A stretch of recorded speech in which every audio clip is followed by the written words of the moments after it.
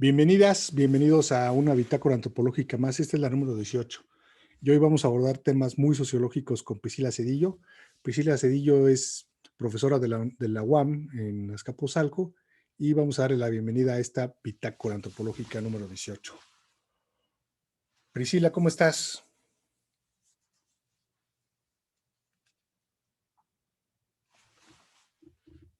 Hola. Hola, Said, muy buenos días. Muy ¿Cómo bueno. estás? Bien, bien, buenos días, Priscila. Qué gusto tenerte, la verdad, qué buena onda que aceptaste la invitación para poder platicar sobre unos temas muy interesantes. Pues he estado ahí siguiendo tu trabajo en Twitter y en el Facebook ahora sobre lo que has hecho. También le di por ahí una leidita al trabajo que hiciste con Olga. Y bueno, qué gustazo poder, ahora sí que los nuevos talentos. No, pues a ti, muchas gracias, de verdad, muchas gracias por la invitación. Yo estoy más que encantada de colaborar contigo en este programa, que además se me hace súper interesante y un medio muy efectivo para divulgar lo que se hace desde las ciencias sociales. Gracias, Priscila. Oye, ¿por qué no nos vas platicando, pues, a qué te dedicas, qué haces, de qué las rolas? Bueno, pues mira, yo soy socióloga de corazón, así, estudié sociología, una maestría en estudios políticos y sociales en la UNAM, pero bueno, para mí era básicamente sociología también. Y ahora estudio el doctorado en sociología en la UAM Azcapotzalco y estoy haciendo mi tesis doctoral que pues trata un poquito sobre los temas que vamos a platicar hoy. Y pues además soy profesora e investigadora del área de pensamiento sociológico en el Departamento de Sociología de la UAM Azcapotzalco. Ah, muy bien. Justo déjenme comentarles que vamos a platicar con Priscila sobre un tema muy, muy teórico. No sé si sea la primera cápsula que vamos a tener aquí en la bitácora, que es exclusivamente teórico, que es sobre Bourdieu. Pero primero vamos a hablar con ella sobre género, cuerpo y emociones. Algo que tiene que ver con las emociones, con los sentimientos, digamos, con la subjetividad de los sujetos, ¿no, Priscila? Me da la impresión. Sí, sí, completamente. Pues mira, yo he trabajado este tema desde mi tesis de licenciatura. Me ha importado cómo es que el género, ¿no? Entendido como este binario masculino-femenino, se encarna en las personas, ¿no? Con como actitudes, prácticas que tienen que ver con el día a día, ¿no? Vestirnos, peinarnos, arreglarnos para el otro, cómo todo eso está atravesado, ¿no? Por este orden de género. Y ahora en particular en mi tesis doctoral y pues la línea de investigación que estoy manejando, me he centrado en las emociones, los sentimientos, ¿no? Y los afectos que uno puede llegar a sentir o a despertar y cómo estos están atravesados por expectativas de género, ¿no? Que van configurando nuestras filias, nuestras fobias, nuestros rechazos o nuestras atracciones a otros. Oye, no sé si la pregunta puede parecer un poco fuera de contexto, pero ¿cuál es la diferencia entre esto primero esto que decías al principio, de casi como que nos vamos constituyendo a partir del otro? ¿Cuál es la diferencia entre en hacer sociología o la vista sociológica y la mirada más psicológica? ¿O estoy entendiendo mal lo que dijiste al principio? Es decir, yo me peino, me uso el anteojo, la pulsera, etcétera, en, en relación con el otro. Más o menos lo que dijiste, ¿no? Esto me da la impresión que también lo hace la psicología o el psicoanálisis. ¿Cuál es la diferencia entre este elemento analítico? ¿Cómo lo analiza la sociología? ¿Cómo lo analizas tú? Nos vale gorro ahorita la psicología más bien. ¿Cómo es sociológicamente este análisis que haces, Priscila? Pues creo que habría eh, como dos diferencias, ¿no? Importantes sobre psicología y sociología. La primera que hay, pues sí, vertientes de la psicología que están centradas en lo que ocurre en el individuo hacia adentro, ¿no? Y aquello que eh, pasa, digamos, no hay como una cierta profundidad respecto a los lazos que se puedan establecer con los otros, ¿no? Y después hay otra que claramente es como a la que tú haces referencia, donde se considera esta relación afectiva con el otro y que creo que ahí la mirada sociológica pues consiste en presentarte un panorama no solamente en torno a los afectos cercanos, sino como muchas veces la manera de entablar esas relaciones, las expectativas que surgen en el marco de esas relaciones, pues tienen que ver con una estructura o un conjunto de estructuras más amplias, ¿no? Como acá puede ser el género, pero también la clase o la pertenencia a, étnica o religiosa, ¿no? Creo que amplía la mirada aun cuando se ubique a escala individual. Ok.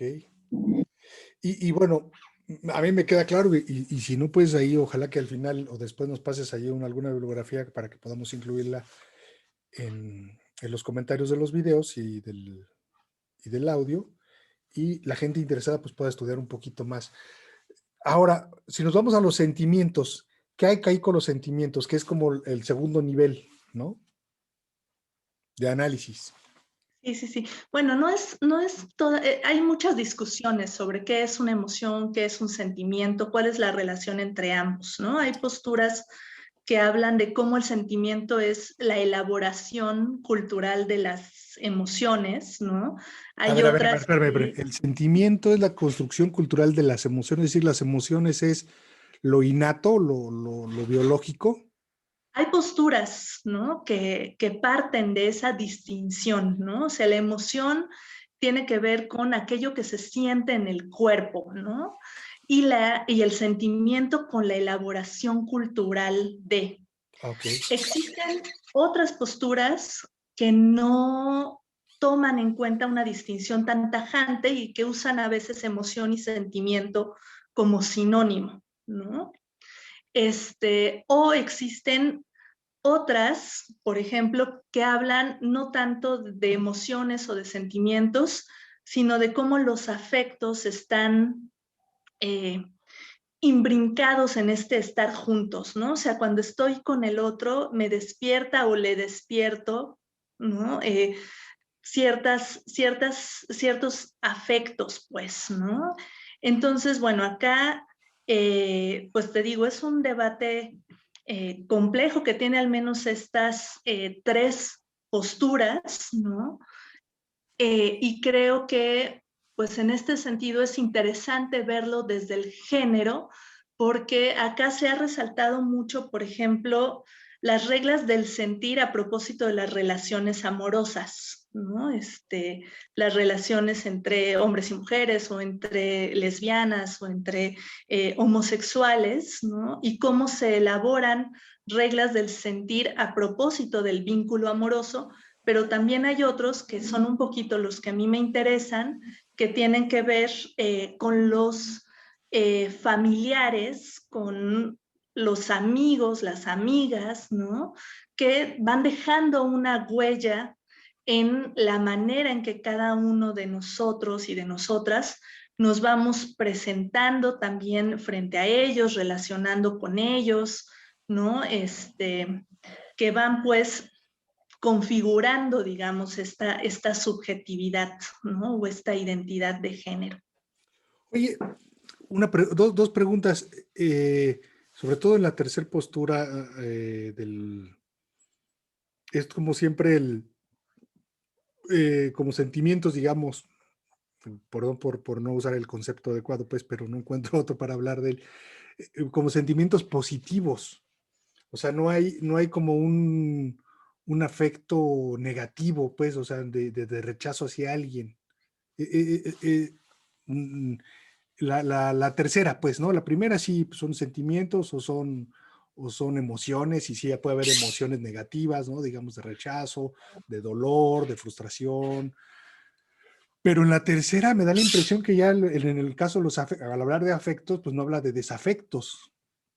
Esa es una primera pregunta.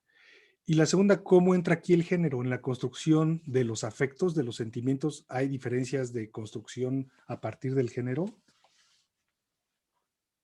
Sí, pues mira, sobre la primera, los desafectos, no necesariamente tienen que ser positivos. Creo que aquí a lo que está apuntando este tercer abordaje es a la relación y a lo que se crea a partir de ahí, ¿no? O sea, se puede crear también rechazo, ¿no? O Ah, sea, ok. puede haber en este sentido desafectos. Eh, o sí, maneras de trazar un límite, porque finalmente este tipo de relaciones, en el caso de que tenga una valencia negativa, pues tiende a suponer rechazo o exclusión entre las personas relacionadas, ¿no? Eh, y bueno, ¿cómo es que entra el género ahí? A partir pues de estas expectativas o de estas reglas, ¿no? Que van configurando ciertas actitudes que distinguen a hombres de mujeres y que uno tiende a darlos por sentado, ¿no? Uno tiende a decir, bueno, es que las mujeres lloran más, ¿no? O se la pasan hablando sobre sus relaciones, ¿no? Y pareciera que todo eso es algo natural cuando tiene que ver con que uno ha aprendido, ¿no?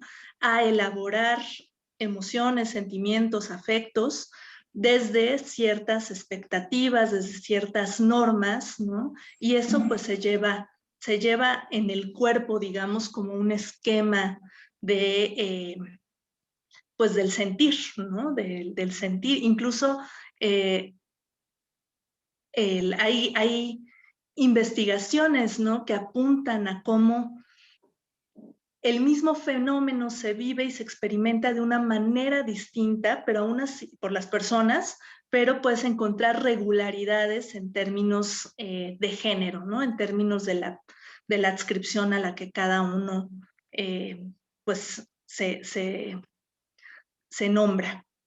Oye, en este caso, ¿no importa la preferencia sexual? Pues Porque lo que estamos hablando es de cómo recibo yo el afecto y cómo lo transmito, ¿no? Por lo que entendí. Es decir, cómo recibo el afecto y rápidamente lo digo de esa forma. Y en el caso, por ejemplo, de la preferencia sexual entre dos hombres o entre dos mujeres, o cómo es que está esta carga de socialización sobre los sujetos o las sujetas, ¿no? claro. Para distinguir entre mujeres, mujeres en el amplio sentido de la palabra, no importando su preferencia sexual, y hombres también, hablando de construcción social de hombres, pues. Claro. Pues fíjate que ahí es como un campo de estudios bien interesante porque pues se ha estudiado mucho, ¿no? Esta situación de qué ocurre en las relaciones amorosas entre parejas de lesbianas, entre parejas heterosexuales, incluso dentro de comunidades no monogámicas, ¿no? ¿Qué ocurre ahí con el género, ¿no? ¿Qué pasa ahí? Y los resultados como son bien interesantes, ¿no? Por ejemplo, las expectativas de género tienden a perpetuarse si no existe, por ejemplo, estos procesos reflexivos, ¿no? Dentro de las comunidades no monogámicas o hay fracciones de las comunidades LGBT que son verdaderas comunidades del sentir en la medida en que las emociones todo el tiempo están puestas a discusión, ¿no? El tema de los celos, el tema del el amor romántico entendido como posesión de la otra persona, ¿no? Entonces son comunidades que tienden a estar reflexionando todo el tiempo y esto resulta bien interesante porque aquí aprendes, están creando nuevas reglas del sentir, ¿no? Nuevas reglas de las emociones o de los afectos inclusive, ¿no? Y están trabajando sobre ellos y ellas mismas para adecuarse un poco a estas nuevas expectativas o nuevas actitudes que ponen en jaque al amor romántico, ¿no? Oye, a mí la impresión, necesitaría leer más tu trabajo, pues, pero es una duda, digamos, hasta cierto sentido inocente. No tendrá que ver con que se cuestionan más la forma de querer, la forma Sí, de generar sentimiento. sí, completamente. Sí, sí, O sea, son o sea, justamente, es más cuestionado su vida, es más cuestionada hacia ellos y por ellos mismos. claro, claro, ¿no? O sea, incluso, pues sí, si pensamos como en términos como de lo que ha ocurrido desde la sociología y la historia, ¿no? A propósito de cómo se conciben estas identidades, pues está bien recordar el trabajo de Michel Foucault, ¿no? Cómo el homosexual en este caso se va constituyendo a partir de trazar un límite entre una sexualidad normal y una sexualidad considerada patológica, ¿no? Y considerada, obviamente no es patológica, sino lo que está aquí señalando Foucault es esta estrategia discursiva donde se va construyendo una subjetividad a partir de este mecanismo que tú señalas, ¿no? El cuestionamiento sobre prácticas sexuales específicas y cómo se van etiquetando, y eso obliga también a las personas que han sido objeto de la etiqueta a cuestionarse a sí mismos, ¿no? Y en este caso esto lo podemos ver claramente cuando estas comunidades pues ponen en jaque este sistema heteronormado, pero también ponen en jaque un dispositivo de amor romántico, ¿no? Fíjate, acá hay trabajos bien interesantes, uno de ellos lo hace una colega, Roberta Granelli, de hecho yo estoy pensando mucho en términos de su propio trabajo que conozco por cuestiones como personales, pero que es como bien interesante que ella plantea incluso estos regímenes del sentimiento que son cuestionados, ¿no? Y que en cambio se crean nuevas expectativas y nuevas reglas y eso obliga a las personas a estar en constante reflexión sobre sí mismas y sobre cómo se relacionan con los demás. Oye, ¿cómo se relacionan con los demás y cómo se relacionan con su propio cuerpo? Yo te pregunto, Priscila, ¿qué papel juega el cuerpo en todo esto de las emociones y el género, lo que venimos platicando, pues? Porque tu trabajo tiene estos tres elementos analíticos, ¿no? La emoción, el cuerpo y el género. ¿Dónde entra el cuerpo? Qué bonita frase, ¿no? ¿Dónde entra el cuerpo? ¿Cómo entra el cuerpo en este análisis? Bueno, porque primero parte de que los seres humanos no solamente tenemos un cuerpo a nuestra disposición, sino que somos un cuerpo, ¿no? Entonces el cuerpo es este cúmulo de experiencias, de conocimientos, ¿no? Que muchas veces no pasan por la conciencia, pero que están ahí, ¿no? Y fíjate que yo creo que siempre he dicho que el cuerpo es donde de alguna manera se instala la cultura, ¿no? Sí. Es decir, somos como, nuestro cuerpo es el reflejo de nuestra propia cultura. Es decir, a quien se intenta dominar es al cuerpo, ¿no? Con la cultura. No sé si me doy a entender así como muy rápido, pues, ¿no? De esto que estoy diciendo. Espero que los que nos están escuchando también lo entiendan, como tú y yo nos estamos dando a entender, así como con clavecitas, pero es ahí en el cuerpo donde se ve reflejado todo, digamos, todo el proceso de socialización. Todo esto que hemos venido diciendo, nos dicen cómo tiene que ser nuestro cuerpo, cómo debe ser el cuerpo ideal, cómo no debe ser el cuerpo ideal, cómo debe ser el cuerpo de una mujer, cómo debe ser el cuerpo de un hombre, ¿no? Cómo debe ser el cuerpo de un heterosexual, cómo debe ser el cuerpo de un homosexual. Eh, el cuerpo es, insisto, una forma de ver reflejado nuestra propia comunidad o nuestro propio grupo. Sí, sí, sí.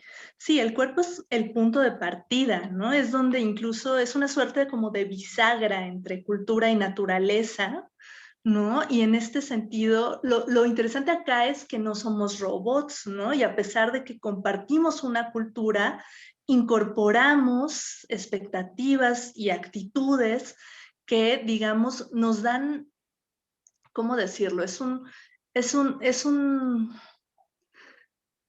Tiene aquí como un doble aspecto. Por un lado, la cultura se incorpora, ¿no? Y aprendemos una serie de actitudes que tienen que ver con la posición que ocupamos en el espacio social, con los referentes culturales típicos, ¿no? Género, clase, etnia, eh, inclusive identidad sexual, ¿no? Pero también hay un cierto margen de agencia, paradójicamente eh, dado por la propia posición que se ocupa en ese espacio social, pero que hace que no seamos robots.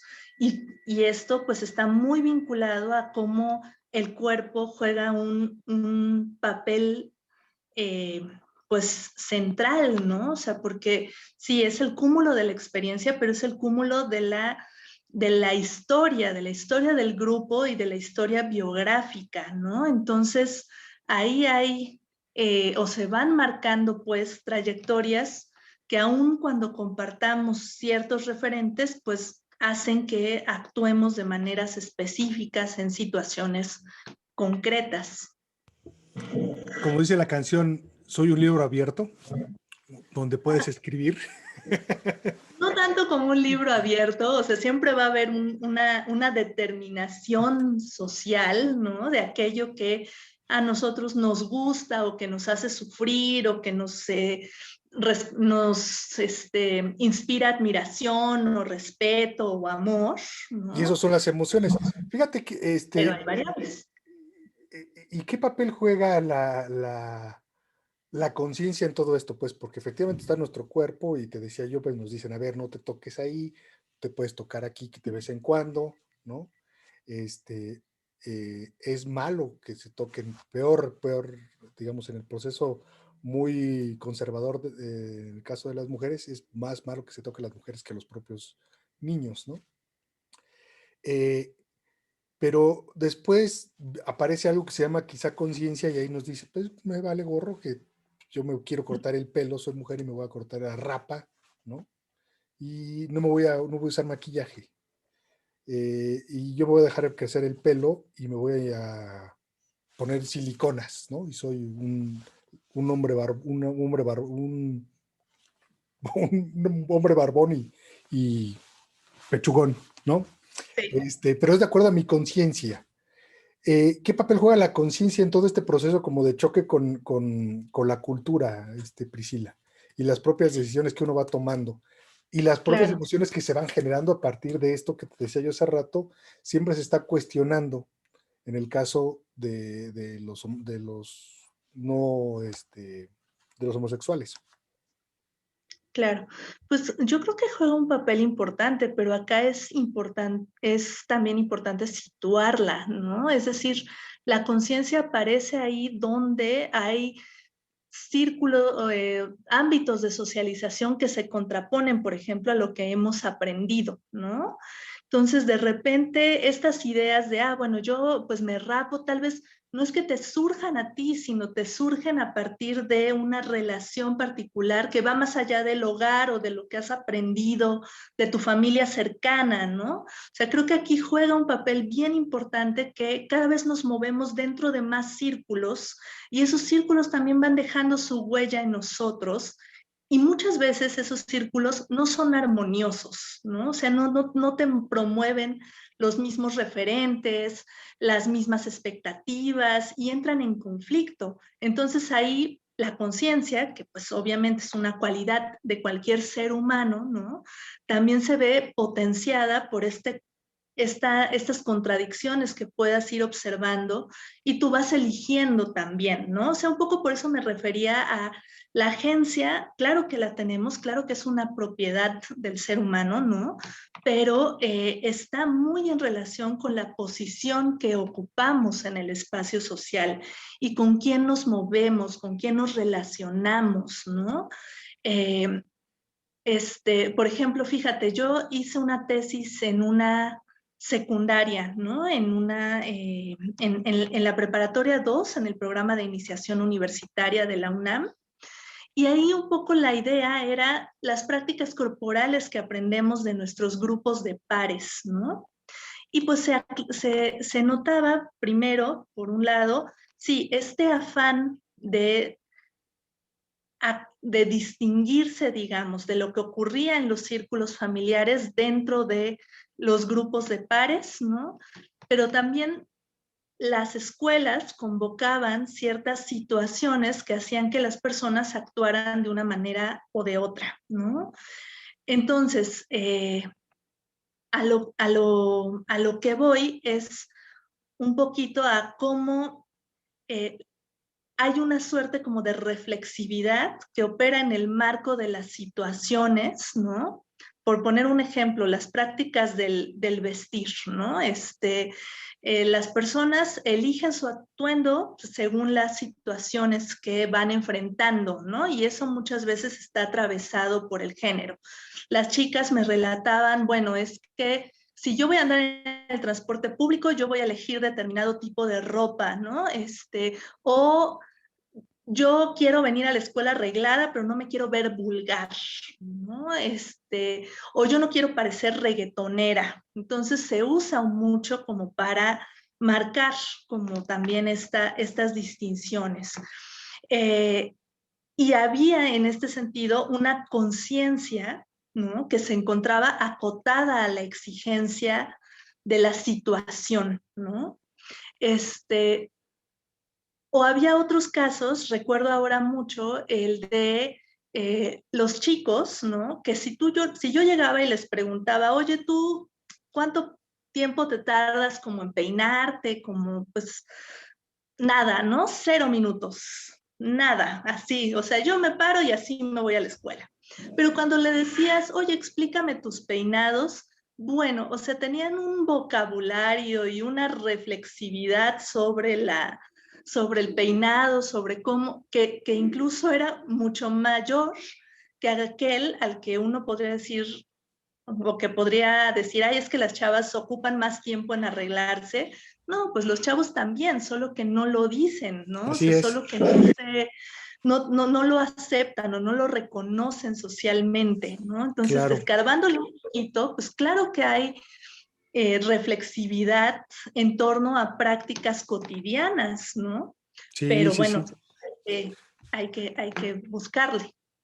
No, me hiciste pensar, pues sí, inmediatamente mi primer cuánto te tardas, nada, ¿no? Y es casi proporcional a la masculinidad, el tiempo que uno puede invertirle a la presencia o al aseo. Bueno, sí se baña uno, pero me refiero al arreglo, ¿no? Personal. Sin embargo, efectivamente tengo un cepillo para echarle grasita, bueno, aceite a la barba, ¿no? Claro, Un cepillo especial, una cremita para la barba, ¿no? Una rasuradora especial para la barba, un peine sí. para peinarme, ¿no? Un tipo de gel, dependiendo de lo que vaya a hacer, si me pongo para que no se esponje o simplemente gel, ¿no? Ahorita me acordé que siempre me cotorreaban porque decía, ¿y tú cómo te cortas el pelo? No, pues yo me lo degrafilo. Entonces, te degrafilas el pelo. Y les parecía sumamente poco varonil, ¿no? Que me Claro. grafilara el pelo. Es más, que yo fuera a pedir que me grafilaran el pelo a la peluquería, era como, no puede ser, ¿no? Sí, sí, Que sí. se degrafile el pelo.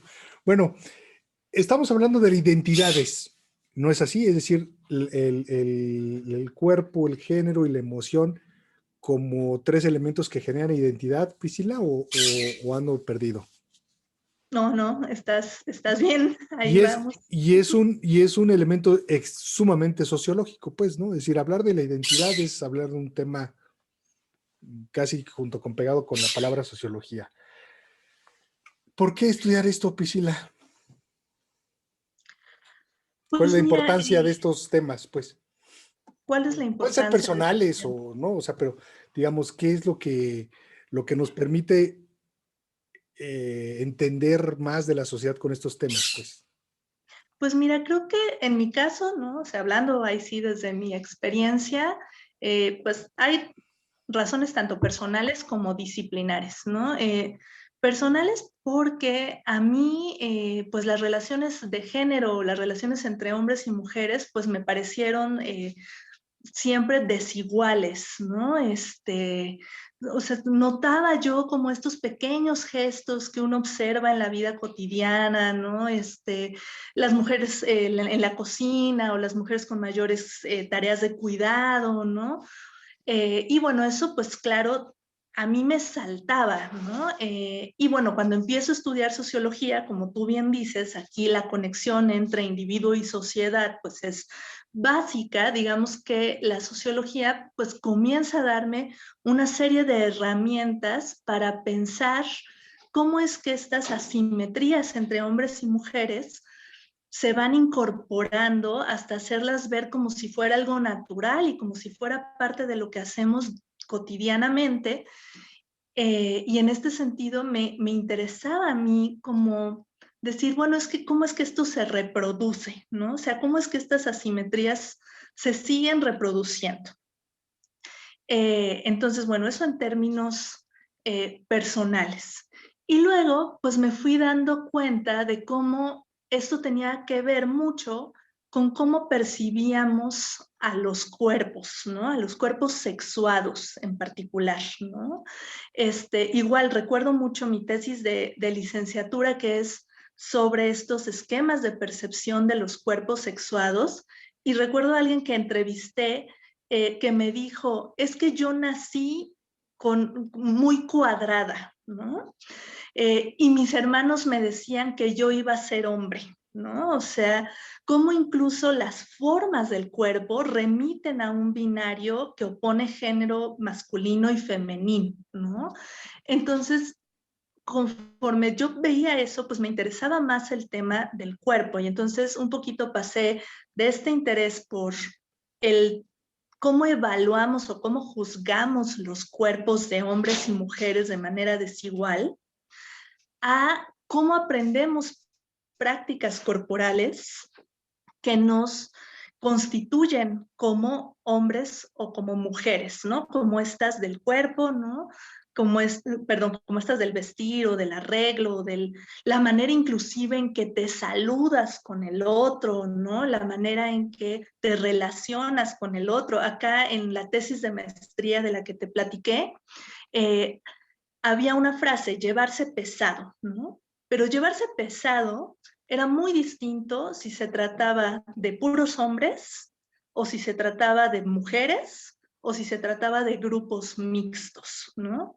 Te voy a poner como un ejemplo de cada uno. Llevarse pesado entre hombres era golpearse, era utilizar el pasillo como este escenario donde se despliega un cierto tipo de masculinidad que se articula a partir de la violencia, ¿no? El golpeteo, el estar jugando como si estuvieras luchando, ¿no? El aventarse cosas, el gritarse, el decir groserías, etcétera. En el caso de las mujeres, llevarse pesado tenía que ver más con el lenguaje, ¿no? Decirle a la otra zorra, decirle a la otra puta, ¿no? Pero pero bueno, eran más prácticas lingüísticas que pasaban por ahí, no era tanto esta cuestión como muchísimo más física que se observaba en los grupos de varones. Y en los grupos mixtos era bien interesante porque incluso pues los chavos te contaban, ¿no? Yo con una chica me aguanto, ¿no? Me contengo, yo sé que no la puedo tratar como a un hombre. Y recuerdo mucho una escena que me toca ver en un pasillo donde hay un grupo mixto, los chicos entre ellos se están golpeando, los chicos, las chicas están ahí como un poquito al margen de esa interacción, pero de pronto una chica entra al salón de clases y sale cubierta con un casco de fútbol americano. Y entonces ahí pasa algo bien interesante. El chico le da un zape en la cabeza, ¿no? O sea, algo que yo nunca había visto, ¿no? De que hubiera un contacto físico, ¿no? Entre hombres y mujeres. Y pues claro, ¿no? O sea, el uso de que ella usara un elemento adicional que la protegía hasta cierto punto del SAPE, modificaba las reglas de la interacción en términos de género, ¿no?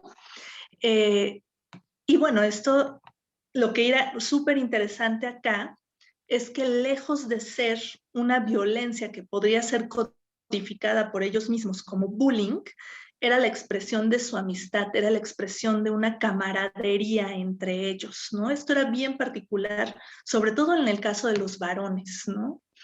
Entonces, bueno, a mí, te digo, me fue interesando mucho esto, y ya en esa tesis, a mí la familia empezó a aparecer cada vez más en los relatos de las personas que yo entrevistaba, y que también influían en la manera en cómo estas personas adquirían ciertas prácticas corporales generizadas, ¿no? Y bueno, eso me llevó a preguntarme por las relaciones familiares. Y aquí pues han salido cosas eh, como brutales en términos de cómo las familias, lejos de este sentido común que hay sobre la adolescencia, ¿no? Porque yo trabajo con chicos y chicas de secundarias, ¿no?